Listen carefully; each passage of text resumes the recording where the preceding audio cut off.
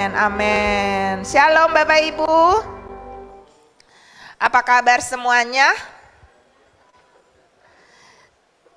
Kayaknya suaranya enggak luar biasa deh. Apa kabar semuanya?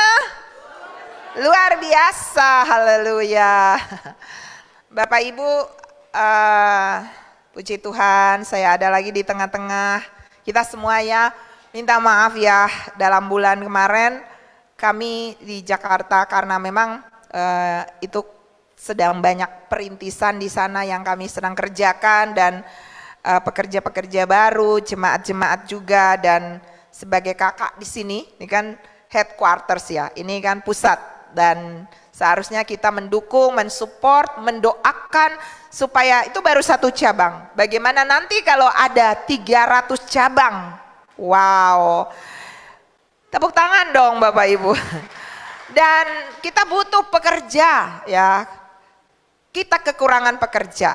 Tapi kita berdoa dari Makassar akan muncul 300 pemimpin, amin. Apakah itu akan terjadi? Ya dan amin. Kapan waktunya? Waktunya Tuhan ya. Dan kadang-kadang ada begitu banyak doa ya, kita berdoa, kita mendeklarasikan gereja ini akan mengalami ini. Bapak Ibu juga mungkin di rumah dalam pergumulan, saya punya keluarga akan begini, anak saya akan begini, istri saya, suami saya, ada begitu banyak kerinduan-kerinduan di hati kita. Tapi Kakak Rani boleh di depan sini ya. Nah, tidak selalu apa yang kita doakan selalu langsung kata Tuhan yes. Benar nggak Bapak Ibu? Masih ingat ada 3 jawaban Tuhan? Masih ingat? Apa? Ya, tunggu, tidak. Ya. Nah, kita paling suka yang mana Bapak Ibu? Ya. Kita betul ya Pak? Kita paling suka ya. Segera, instan, speed recovery, terjadi pemulihan dengan segera. Tapi tidak selalu seperti begitu. Dan berapa banyak Bapak Ibu yang percaya firman Tuhan ya dan amin? Berapa banyak Bapak Ibu yang percaya Roma 8 ayat 28? Bahwa Allah turut bekerja dalam segala hal. Untuk apa mendatangkan kecelakaan? No. Untuk mendatangkan apa Bapak Ibu? Kebaikan bagi orang-orang yang mengasihi Dia. Jadi tugas kita apa Bapak Ibu? Kasih Tuhan aja. Karena nanti di balik semua yang terjadi, baik atau tidak baik, Allah ada di situ untuk mendatangkan kebaikan bagi kita. Amin. Bila kau izinkan sesuatu terjadi, ku percaya semua untuk kebaikanku. Bila nanti telah tiba waktumu, ku percaya kuasa-Mu memulihkan hidupku. Waktu Tuhan pasti yang terbaik, walau kadang tak mudah dimengerti. Lewati cobaan, ku tetap percaya waktu Tuhan pasti yang terbaik. Amin. Jadi dalam segala hal yang sedang kita alami, percayalah bahwa Tuhan ada di sana untuk kebaikan kita. Bapak Ibu percaya janji Tuhan ya dan amin. Amin. Matius 7 ayat 7-11 berkata, mintalah maka akan diberi kepadamu. Carilah maka kamu akan mendapat. Ketuklah maka pintu akan dibukakan bagimu. Karena setiap orang yang meminta menerima, dan setiap orang yang mencari mendapat, dan setiap orang yang mengetuk, baginya pintu dibukakan. Itu janji Tuhan. Tuhan bahkan bilang minta. Sampai hari ini mungkin kita belum meminta. Tuhan bilang cari, kamu pasti dapat. Tuhan bilang ketok, pasti pintu aku bukakan. Kalau manusia janji, dia bisa asal ngomong, janji hari ini besok berubah, benar enggak Bapak Ibu? Tapi kalau Tuhan, dia janji hari ini, besok, dan selama-lamanya tetap sama. Amin. Tuhan Yesus tidak berubah, tidak berubah, tidak berubah. Tuhan Yesus tidak berubah, tak berubah selama-lamanya. Dan janjinya tidak berubah, tidak berubah. Amin, tidak berubah. Tepuk tangan Bapak Ibu. Dan janjinya tidak berubah, tak berubah selama-lamanya. Amin Bapak Ibu. Janji Tuhan tidak berubah. Dia bukan Bapa yang hari ini janji lain, besok bikin lain, tidak. Dia Tuhan iya dan amin selama-lamanya. Tapi pertanyaannya, kenapa hari ini ada begitu banyak doa-doa kita yang sepertinya belum dijawab?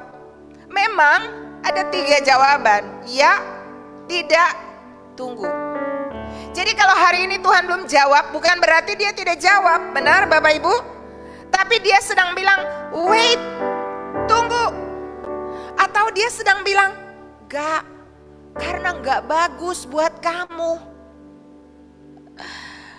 Kalau anak-anak Bapak Ibu yang masih kecil, seperti anak-anak kita di sekolah minggu, lalu dia minta, mama aku mau main pisau, aku mau potong-potong bawang kayak mama, aku mau main masak-masakan, boleh enggak? Mama ajarin aku main kompor, gimana hidupin kompor, gimana potong bawang. Ada yang punya anak kecil di sini? Oma punya cucu, anak Pak Frans. Ibu kasih enggak buat si Orpa pisau? Kasih enggak? Kenapa ibu tidak kasih? Membahayakan dia. Menurut dia enak banget main rajang-rajang pisau, potong-potong bawang kayak Oma. Tapi buat Oma, waduh, masih kecil, bahaya kasih pisau, dia bisa potong tangannya. Nah, jadi Bapak Ibu ternyata kalau doa kita belum dijawab, judul hari ini kan adalah ketika doa belum dijawab. Doa yang mana? Doa yang jawaban yang mana? Iya, iya aku jawab segera hari ini. Minta jodoh, tiba-tiba teng teng teng teng. Ada cowok ganteng datang. Atau ada cewek cantik datang, kan kita kepengennya begitu. Minta uang hari ini, tiba-tiba rekening di saldo bertambah di bank. Kadang-kadang kan kita kepengen seperti begitu Bapak Ibu. Tapi bagaimana kalau belum? Mungkin belum waktunya, tapi mungkin juga itu bukan yang terbaik bagi kita. Nah, kalau doa belum dijawab, jadi kita harus bagaimana? Itu kan pertanyaan. Kalau doa belum dijawab, yang pertama, check and recheck. Apa yang perlu diperbaiki dari permintaan kita itu? Kita lihat Yakobus 4 ayat yang ketiga. Atau kamu berdoa juga? Sebelumnya dikatakan kamu tidak berdoa. Tapi yang saya mau bicara tentang doa yang tidak dijawab atau doa yang belum dijawab. Tidak, bukan tidak ya, karena Tuhan yang selalu menjawab doa. Atau kamu berdoa juga, tetapi kamu tidak menerima apa-apa karena kamu salah berdoa. Kenapa bisa dibilang salah? Karena ini motivasinya. Sebab yang kamu minta itu hendak kamu habiskan untuk memuaskan hawa nafsumu. Jadi ternyata ketika kita minta sesuatu, ternyata itu bukan untuk memuliakan Tuhan, bukan untuk memperluas kerajaan Allah, bukan untuk membuat extending the kingdom, tapi adalah untuk memuaskan hawa nafsu kita. Ya, minta uang yang banyak, tapi dengan uang itu akhirnya kita main perempuan, atau dengan uang itu kita minum minuman, atau dengan uang itu kita jadi orang yang sombong. Bisa. Motivasi yang salah dalam meminta sesuatu. Atau apa yang kita minta ketika nanti Tuhan berikan, hati kita jadi sombong, dan orang yang sombong dibenci Tuhan. Tuhan gak mau supaya akhirnya saudara dan saya itu jadi musuhnya dia. Makanya dia gak izinkan itu supaya saudara dan saya tidak keluar daripada relnya Tuhan. Yesaya 59 ayat 1 dan 2 berkata, sesungguhnya tangan Tuhan tidak kurang panjang untuk menyelamatkan, dan pendengarannya tidak kurang tajam untuk mendengar. Tetapi yang merupakan pemisah antara kamu dan Allahmu ialah segala kejahatanmu, dan yang membuat dia menyembunyikan diri terhadap kamu sehingga ia tidak mendengar ialah segala dosamu. Jadi ternyata tangan Tuhan itu sangat cukup untuk jangkau saudara dimanapun saudara berada. Dalam pergumulan apapun, dikatakan di sini tangan Tuhan tidak kurang panjang untuk menyelamatkan, dan telinganya tidak kurang tajam untuk mendengar. Tuhan mau dan mampu untuk menolong saudara. Katakan amin. Saya sering bilang, manusia itu mampu, bisa tolong saudara, tapi belum tentu dia mau karena dia pelit. Atau yang kedua, dia mau, dia murah hati, dia suka tolong orang, tapi dia juga gak mampu. Dia punya duit aja gak cukup, gimana dia mau nolong orang kalau orang juga lagi butuh duit. Jadi manusia itu terbatas. Tapi Tuhan yang saudara dan saya sembah, yang namanya siapa? Siapa nama Tuhan saudara? Tuhan Yesus. Dia adalah Tuhan yang mampu, dan dia adalah Tuhan yang mau. Tepuk tangan bagi dia. Bahkan dia bilang, minta. Mana ada orang yang kalau orang datang hari ini minta uang, terus besok dia telepon, kamu gak minta lagi. Ada gak Bapak Ibu? Ada gak Bapak Ibu yang kayak begitu? Ada orang yang suka minta, terus Bapak Ibu besok kok gak dapat telepon, Bapak Ibu cek, kamu kok gak minta? Ada gak? Saya yakin gak ada. Yang ada, aduh mudah-mudahan dia gak telepon lagi. Bener gak?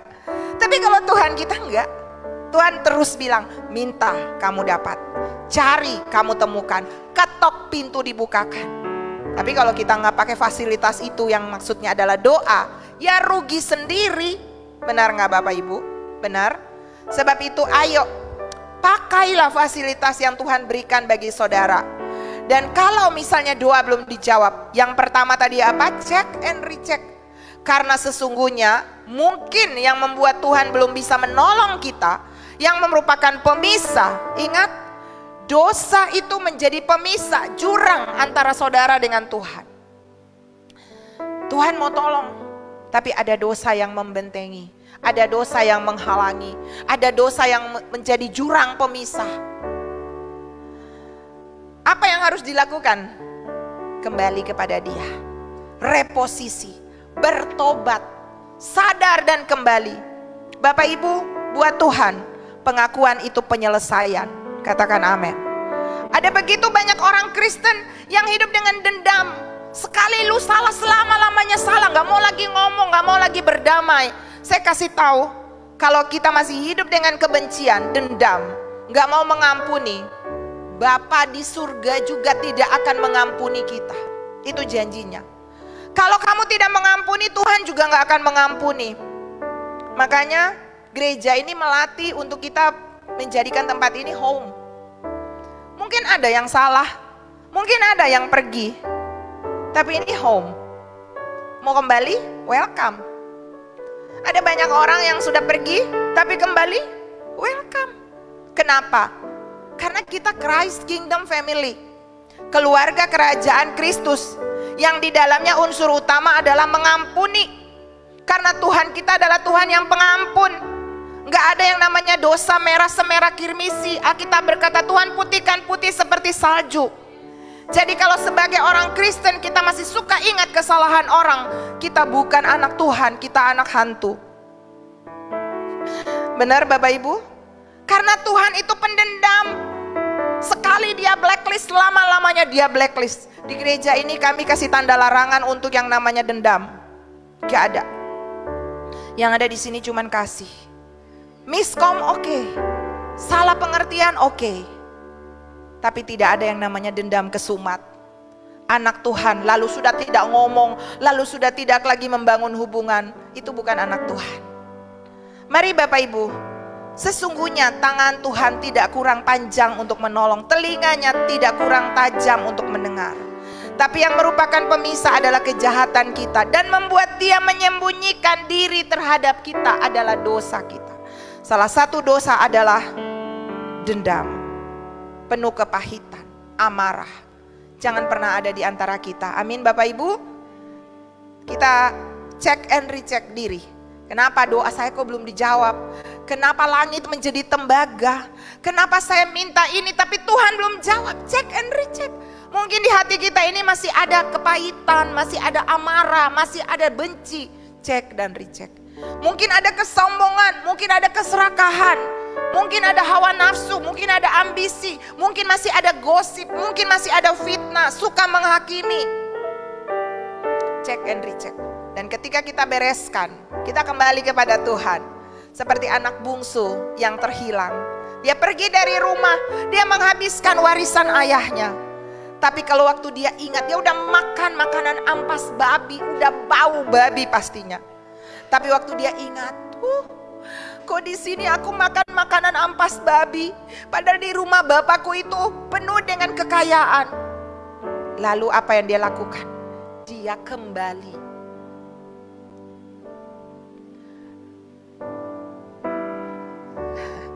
Rani nggak tahu laguku ya. Ku kembali penuh penyesalanku. Ku melangkah dengan iman. Ku percaya Bapa mengampuniku di dalam kemurahan-Nya. Bapa memelukku penuh kasih, Dia lupakan semua dosaku, diberikan semua yang terbaik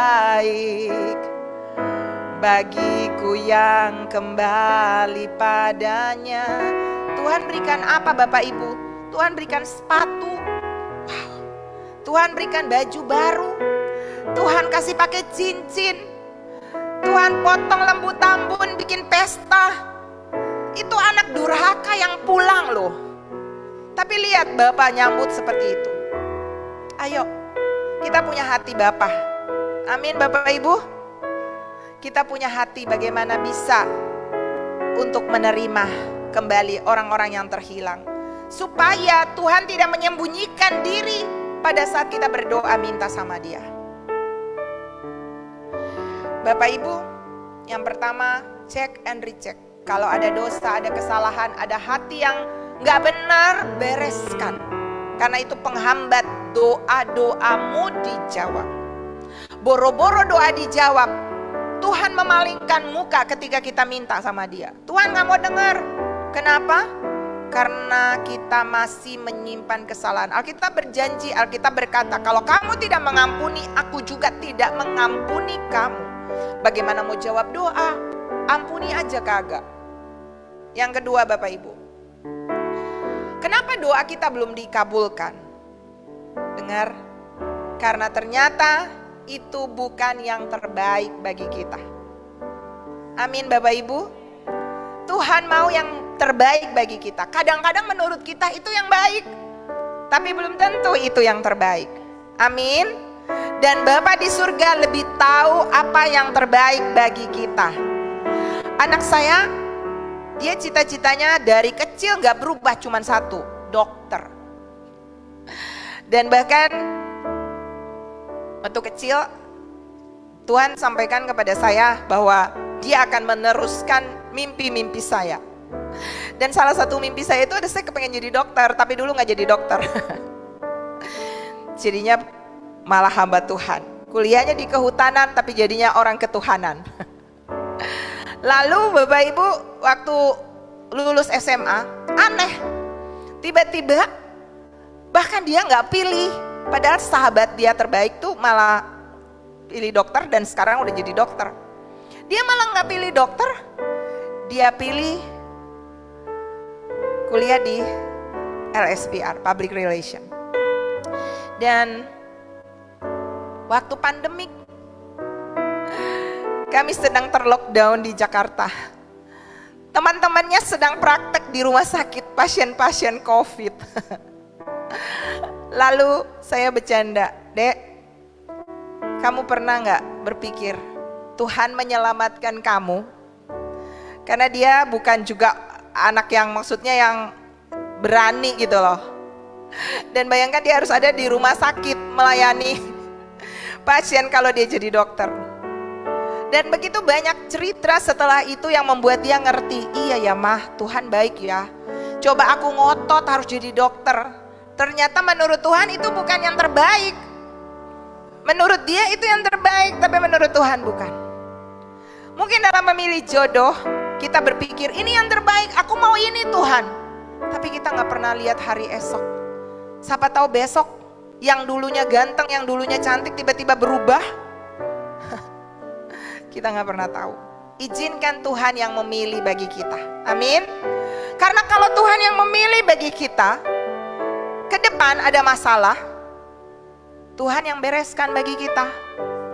Amin. Anak-anak muda, jangan pilih berdasarkan yang kamu mau. Karena kamu tidak pernah mengenal 10 tahun ke depan itu orang yang kamu pilih jadi apa. Atau seperti apa. Tiba-tiba yang sekarang ini jadi pria yang penuh kelembutan berubah menjadi beruang kutub. Enggak. Maksudnya berubah menakutkan, ya kan? Lah, udah terlanjur teng. Masa mau cerai? Dalam kekristenan nggak ada cerai. Jadi sebelum masuk ke yang namanya jenjang sehidup semati, kalau udah om-om, tante-tante yang ada di sini ya udah mau diapain? Ini sudah jodoh seumur hidupku. Haleluya. Beri tepuk tangan dulu dong bagi pasangan-pasangan kita yang ada di sini, yang jadi contoh, ya. Nah, tapi yang belum ini loh, jangan main sabet aja sembarangan. Anak-anak wanita, pria, taruh hatimu jauh-jauh di dalam Tuhan. Supaya kalau ada yang mau ambil hatimu, dia harus ketemu Tuhan. Amin. Kalau kamu taruh hatimu di pinggir sungai, itu cowok mau datang ambil hatimu, dia ketemu ikan hiu. Kok ikan hiu di tepi sungai? Maksudnya, ayo, kalau Tuhan belum jawab, ya mungkin itu bukan yang terbaik bagi saya. Amin. Tuhan sedang menyediakan yang terbaik bagi anak-anaknya. Haleluya. Yang ketiga Bapak Ibu, kenapa kalau doa belum dijawab? Nih loh, ini keren. Ini latihan para pahlawan iman. Ibrani 11 menulis tentang para pahlawan iman. Tadi saya lagi duduk di situ, tiba-tiba saya lihat anak yang tadi Joy ya. Joy sedang main drum. Saya jarang-jarang ya, tapi kadang-kadang ketika Tuhan taruh sesuatu di hati saya nggak mau tahan. Nah tadi saya lihat dia, saya melihat satu gambaran tentang Gideon, ya. Jadi itu yang Tuhan taruh. Nah, yang saya mau bilang begini, dalam Ibrani 11 itu menceritakan tentang para pahlawan iman yang dulu hidup di zaman sebelum Tuhan Yesus, di zaman Tuhan Yesus, dan itu belum ada penutupnya. Sampai hari ini Tuhan sedang mencari para pahlawan iman. Haleluya. Yang mungkin nanti kalau ada kitab-kitab di depan, mungkin nama saudara yang akan ditulis di sana. Anda dan saya pahlawan iman zaman now. Wow. Haleluya. Dan karena kita pahlawan iman zaman now, latihan kita berbeda dong. Pahlawan beda dong sama itu gembel di jalanan, benar? Benar nggak saudara? Kalau kita ditakdirkan untuk jadi pahlawan, orang-orang yang akan berdiri di garis depan, pemimpin-pemimpin masa depan, bahkan sampai kekal nanti, maka saudara punya pelatihan yang berbeda. Dan saudara tahu nggak, iman itu penting banget. Tuhan bilang begini, jangan sampai aku datang dan aku tidak temukan iman. Karena ternyata iman itu apa Bapak Ibu? Iman itu kunci untuk membuka hati Tuhan. Ibrani 11 ayat 6. Tetapi tanpa iman Tidak mungkin orang berkenan kepada Allah. Wow. Ini tidak mungkin. Bukan mudah-mudahan, bukan kira-kira, enggak. Tidak mungkin. Dan kalau firman sudah gariskan seperti itu, ya iya begitu. Jadi iman itu kunci untuk saudara dan saya bisa mendapat yang namanya hati Tuhan. Saudara mau ambil hati Tuhan enggak? Boleh yang mau ambil hati Tuhan. Haleluya. Yang mau ambil hati Tuhan harus punya yang namanya iman. Dan iman itu dilatih melalui apa? Proses, masalah. Gak ada yang namanya iman instan. Saya mau jadi orang beriman, doa hari ini besok dijawab. Gak ada iman yang bisa timbul di sana. Tuhan mau melalui penantian, melalui proses. Kalau kita baca Ibrani 11 ayat 1 sampai ayatnya yang terakhir itu Bapak Ibu, ini berbicara tentang para pahlawan iman. Mereka orang biasa, tapi mereka hidup di dalam iman yang luar biasa. Mereka telah membuktikan diri sebagai pribadi yang sangat mempercayai Tuhan. Walaupun begitu banyak masalah yang datang menghantam hidup mereka, bertubi-tubi yang sangat hebat, tapi mereka gak pernah kalah di dalam iman. Kalah dengan masalah, kalah ketika mereka dihadang dengan masalah, itu gak pernah. Sekalipun mereka didera, mereka ngalami masuk di dalam gua singa, mereka masuk di dalam dapur api, mereka penuh penantian untuk menunggu janji Tuhan, tapi mereka tetap kokoh di dalam iman. Apa iman? Percaya kepada Tuhan. Ya dan amin apapun yang terjadi. Saya belajar itu dari gak jauh-jauh dari suami saya.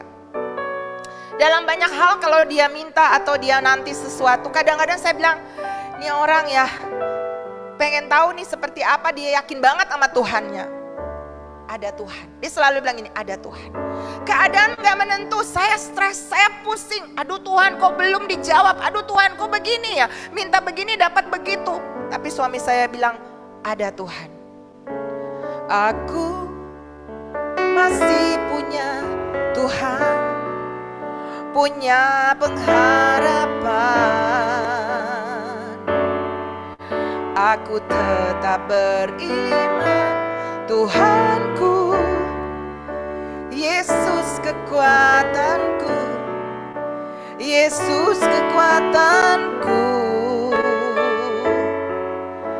Aku masih punya Tuhan. Saudara, waktu Abraham menerima janji bahwa dia akan menjadi bapa orang beriman, akan punya keturunan seperti bintang di langit, pasir di laut.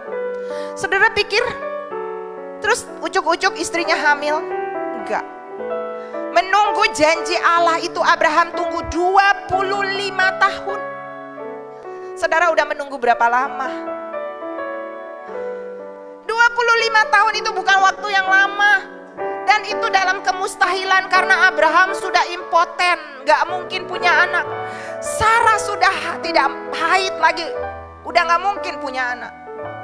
Tapi dalam hal yang tidak mungkin itu, Abraham tidak bergeming dari kepercayaannya. Itu yang namanya iman. Mata jasmani bilang, manalah mungkin. Tapi mata iman bilang, mungkin. Itu yang disebut iman.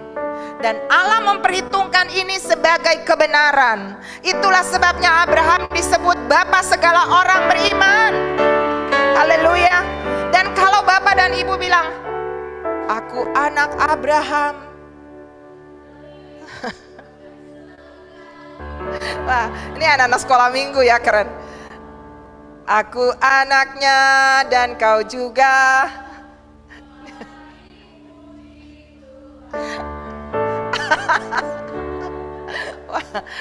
Jadi Bapak Abraham tuh katanya punya banyak anak. Mau tanya nih, berapa banyak Bapak Ibu di sini anak Abraham?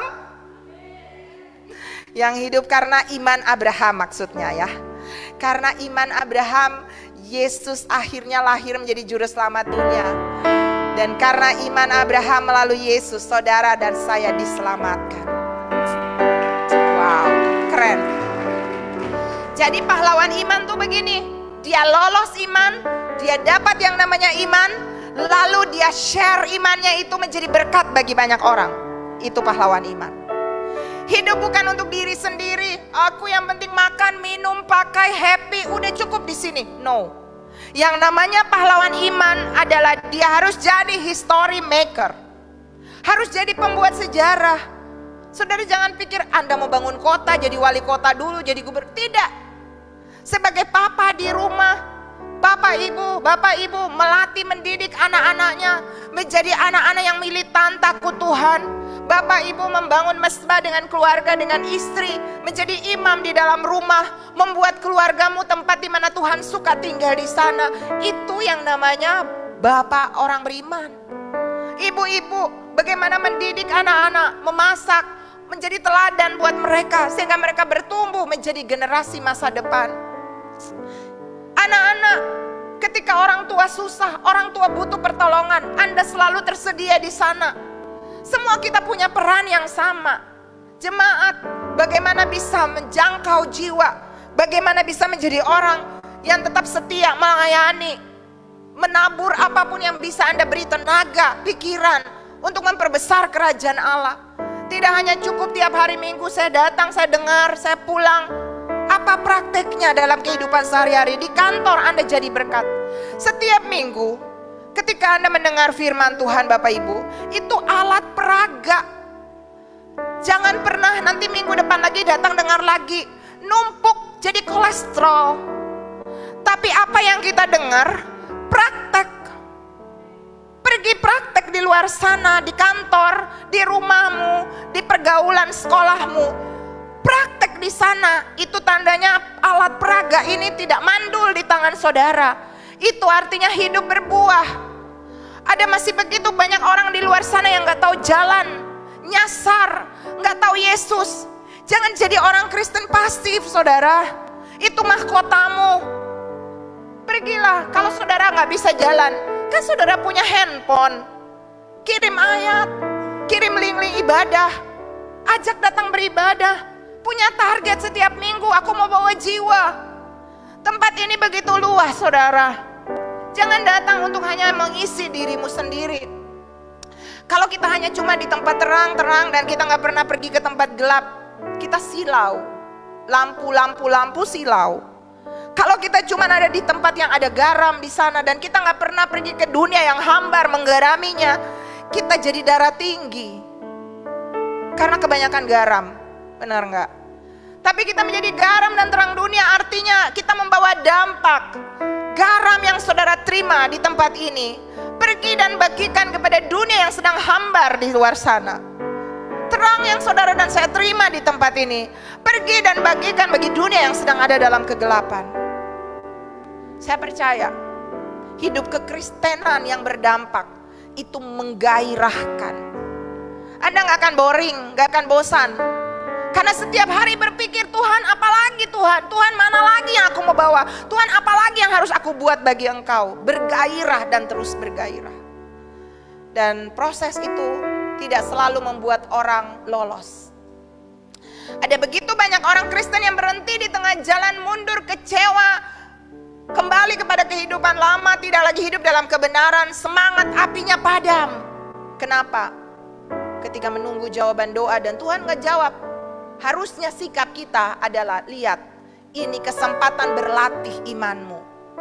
Yusuf ketika diberikan mimpi, tidak besok mimpinya jadi kenyataan. Dia perlu dibuang ke dalam sumur. Dia perlu dijual ke rumah Potifar.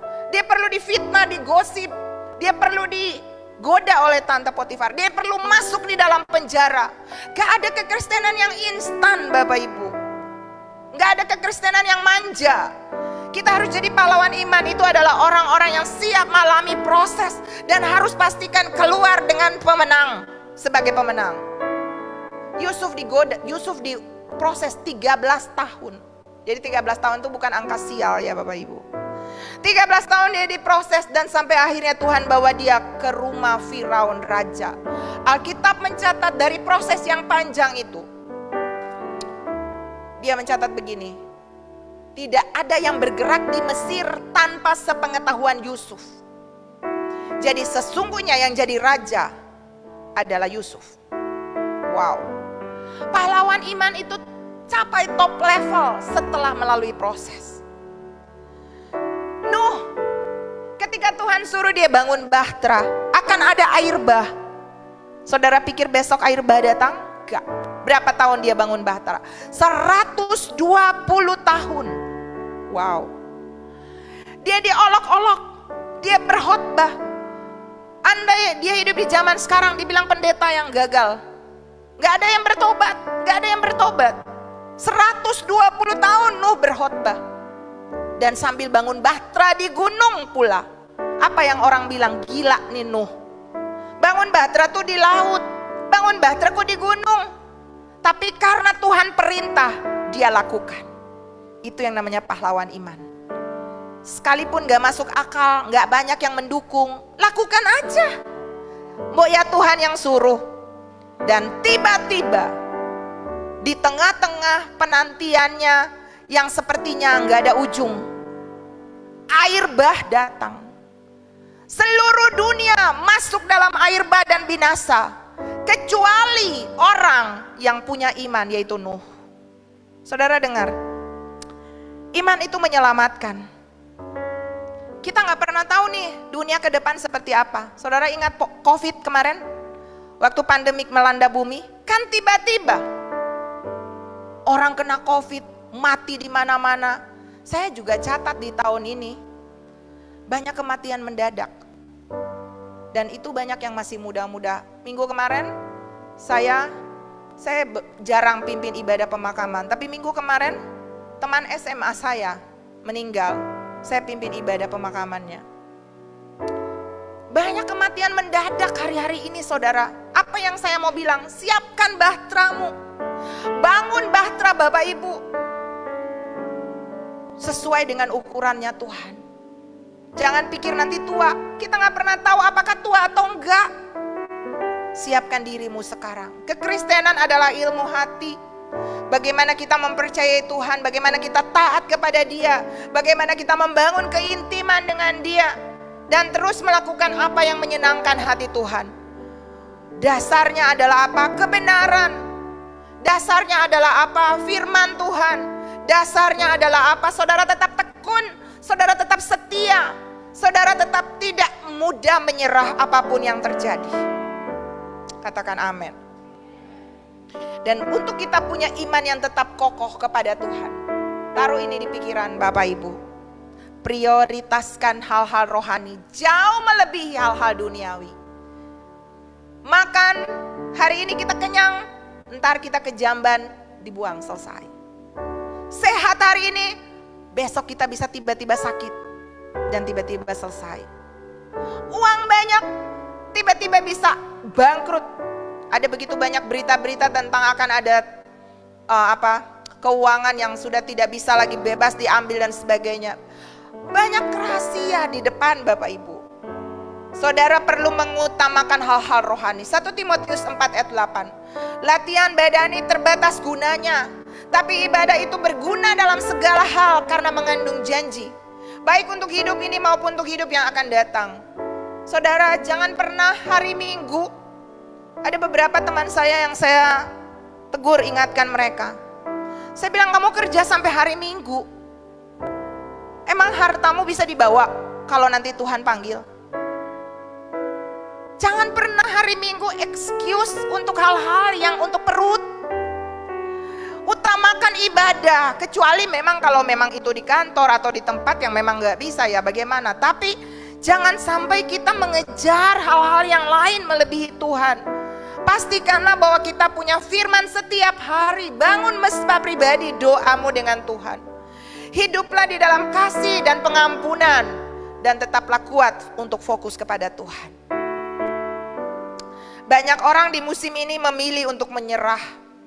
Mereka lalu kecewa, mundur dari Tuhan. Ada orang yang telepon saya yang telepon. Saya tanya, apa kabar? Udah lama saya gak lihat ibadah. Saya cuman sekedar mengecek.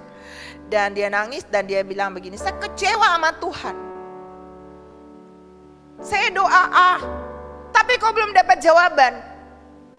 Saya bilang, apa alasan kecewa dengan Tuhan? Coba cek dan recheck. ternyata masih penuh dengan kepahitan, ternyata masih punya iri, hal-hal yang itu tadi Bapak Ibu. Nomor 1, cek dan recheck. Kenapa doa kita belum dijawab? Saudara, ingat ini, salah satu tanda di akhir zaman adalah apa? Murtad. Matius 24 ayat yang ke-10 berkata, dan banyak orang akan murtad, dan mereka akan saling menyerahkan dan saling membenci. Kita harus punya kepastian hidup begini Bapak Ibu, sekalipun doaku belum dijawab, jangan pernah kehilangan imanmu kepada Tuhan. Amin. Amin. Amin Bapak Ibu. Karena kalau kita prioritas doa dijawab, kita gampang kecewa ketika doa itu belum dijawab. Sekalipun kau tak menjawabku. Ini perkataan Sadrak, Mesak, dan Abednego. Waktu mereka mau dilempar ke dalam dapur api karena tidak menyembah patung, tidak kompromi dengan dunia, tidak mau ikut keinginan daging. Lalu mereka akhirnya hasilnya harus dibuang ke dalam dapur api. Tapi dapur api itu tidak mati Bapak Ibu, tetap menyala, dipanaskan 7 kali lipat loh. Tapi waktu dia mau dibuang, raja bilang begini, karena mereka orang-orang perfect, orang-orang excellent, gak ada kesalahan. Kecuali dalam ibadahnya kepada Tuhan. Ini harus jadi ciri orang Kristen. Yaitu apa? Dalam karya, di kantor, di pekerjaan, di sekolah, jadilah orang yang excellent. Kalau orang mau temukan kesalahan, dunia mau temukan kesalahan, maka kesalahan itu adalah karena Anda rajin beribadah. Dan akhirnya ketika raja bilang, ayo sembah patung supaya kamu jangan masuk dapur api. Tapi lagu tadi, Sadrak, Mesak, Abednego bilang begini, tidak Tuan, sekalipun kau tak menjawabku, sekalipun Tuhan tidak menjawab, sekalipun kau tak lepaskanku, namun ku akan tetap menyembahmu, takkan ku tukar dengan apapun. Bagiku hanya Kaulah Tuhanku, tiada Allah lain dalam hidupku. Takkan berhenti, ku kan memujimu, takkan ku berhenti menyembahmu. Banyak orang Kristen tukar Tuhan dengan posisi. Saya punya salah satu keluarga kakak, dia harusnya naik pangkat ya di militer. Tapi dengan syarat ini, menyangkal Tuhan Yesus, dan dia memilih enggak. Biar tetap dia di sini, tapi Yesus tetap jadi yang terutama dalam hidupnya. Mungkin ada cowok ganteng buat engkau, mungkin ada cewek cantik buat anak-anak muda. Tapi saya bilang, jangan tukar Yesus untuk mereka. Kenapa? Karena nanti mereka akan bawa kamu ke api neraka. Karena kamu menyangkal Yesus. Dia jalan kebenaran dan hidup. Gak ada orang yang sampai kepada Bapa tanpa melalui Yesus. Pastikanlah sebagai anak muda, minimal orang yang akan jadi pasangan hidupmu, cinta Yesus sama dengan engkau. Amin. Tepuk tangan bagi Tuhan Yesus. Karena Markus 8 ayat yang ke-36 bilang begini, apa gunanya seseorang memperoleh seluruh dunia, tapi ia kehilangan nyawanya? Mau punya uang banyak, mau punya cewek cantik, mau punya cowok ganteng, mau punya pekerjaan, jabatan tinggi, apa gunanya kalau kita kehilangan nyawa? Dan ketika kita menyangkal Yesus, saat itu kita kehilangan nyawa. Nama kita terhapus dari kitab kehidupan. Ada satu hamba Tuhan, saya dengar di YouTube, dia sudah almarhum, dia cukup terkenal. Dia cerita, ada satu bapak, dia meninggal Bapak Ibu.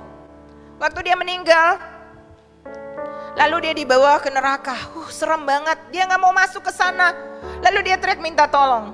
Tiba-tiba dia dibawa, tiba-tiba dia sudah ada di sebuah tempat pintu gerbang yang tinggi. Dia gak bisa lihat ujungnya. Lalu dia lihat indah sekali di dalam. Dan dia bilang, aku mau masuk ke sana. Tapi penjaga pintu itu bilang begini, gak bisa. Kenapa gak bisa? Karena namamu tidak ada di dalam kitab kehidupan. Lalu dia bilang, apa itu kitab kehidupan?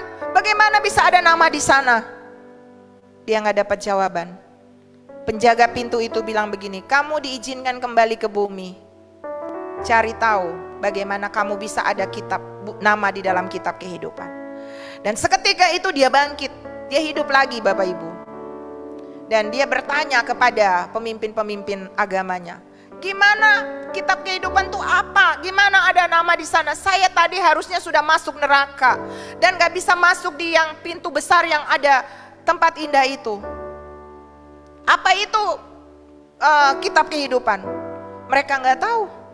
Dia tanya ke semua pemimpin-pemimpin gak tahu. Sampai dia ketemu dengan Pak Pendeta almarhum Bapak Petrus Agung ya, udah almarhum. Saya dengar khotbahnya. Lalu Pak Petrus bilang, lihat di Wahyu. Dan setiap orang yang tidak ditemukan namanya ada di dalam kitab kehidupan, dilemparkan ke dalam lautan api. Dan untuk ada nama di dalam kitab kehidupan, gak ada jalan lain. Ada banyak jalan ke Roma, tapi jalan ke surga cuma satu, di dalam pribadi Yesus Kristus. Dan dia menerima Yesus sebagai Tuhan dan Juru Selamat pribadi dalam kehidupannya. Dan puji Tuhan, ya nggak tahu juga akhir hidupnya, kan dia mati juga nanti. Tapi yang pasti dia sudah ada nama dalam kitab kehidupan. Jadi yang saya mau bilang, anak-anak muda, bapak-bapak, ibu-ibu, jangan tukar imanmu untuk hal-hal yang cuma sementara. Tetap kuat, tetap maju, karena tidak semua pahlawan iman itu mendapatkan jawaban. Kita baca ini ayat-ayat terakhir ya Bapak Ibu. Ibrani 11 ayat yang ke-36 sampai 40. Ada pula yang diejek dan diderah, bahkan yang dibelenggu dan dipenjarakan. Mereka dilempari, digergaji, dibunuh dengan pedang. Mereka mengembara dengan berpakaian kulit domba dan kulit kambing, sambil menderita kekurangan, kesesakan dan siksaan. Ini pahlawan iman, tapi alami ini Bapak Ibu. Jadi pahlawan iman tuh jangan Bapak Ibu bilang, wah hidupnya selalu oke, minta apa langsung dapat. Enggak. Mereka ngalami ini Bapak Ibu. Mereka menderita kekurangan, kesesakan, siksaan. Ayat 38. Dunia ini tidak layak bagi mereka. Mereka mengembara di padang gurun dan di pegunungan, dalam gua-gua dan celah-celah gunung. Dan mereka semua, ini tuh Bapak Ibu catat, tidak memperoleh apa yang dijanjikan itu. Sekalipun iman mereka telah memberikan kepada mereka suatu kesaksian yang baik. Jadi kalau kita belum dijawab Tuhan, jangan cepat kecewa. Aku kan udah rajin ke gereja, aku kan udah bayar perpuluhan, aku kan udah melayani. Belum sehebat para pahlawan iman. Kita belum dideras seperti Paulus. Kita belum masuk dapur api seperti Sadrak, Mesak, Abednego. Kita belum bangun bahtera 120 tahun seperti Nuh. Kita belum masuk gua singa seperti Daniel. Kita cuma masalah tersinggung, masalah hati kepahitan, masalah-masalah bodoh gitu loh Bapak Ibu. Jangan hanya karena itu lalu kita kecewa sama Tuhan. Karena ini ayat 40. Sebab Allah telah menyediakan sesuatu yang lebih baik bagi kita. Tanpa kita, mereka tidak dapat sampai kepada kesempurnaan. Allah telah menyediakan sesuatu yang terbaik bagi kita dan bagi mereka para pahlawan iman. Jadi Bapak Ibu, sekalipun hari ini doamu belum dijawab, tetap beriman kepada Tuhan. Amin. Tetap maju di dalam Dia, tetap fokus lakukan kebenaran. Jangan mundur, jangan bergeming sedikit pun. Murtad itu bukan ketika Bapak Ibu tinggalkan agama aja, enggak. Tapi kemarin Bapak Ibu rajin beribadah, rajin baca firman. Hari ini enggak, itu udah murtad tuh. Dosa itu kan hamartia, tidak tepat sasaran. Kemarin aku sungguh-sungguh dengan Tuhan, kemarin aku suka mengampuni, kemarin aku suka memberi. Hari ini enggak, itu udah murtad. Itu udah mundur dari Tuhan, mundur dari kebenaran. Dan saya berdoa Bapak Ibu, Tuhan Yesus akan datang segera Lukas 18 ayat yang ke-8 berkata, aku berkata ia segera datang membenarkan mereka. Akan tetapi jika anak manusia itu datang, apakah ia mendapati iman di bumi? Iman yang menang adalah bukan karena doa dijawab, tetapi tetap kuat dan percaya pada Tuhan apapun yang terjadi. Amin. Mari para pemusik ada di depan. Saya berdoa pagi ini kita punya iman yang menang. Haleluya. Kita punya perkenanan, mendapat perkenanan Tuhan melalui hidup yang tetap fokus kepada Dia. Terima kasih Tuhan Yesus.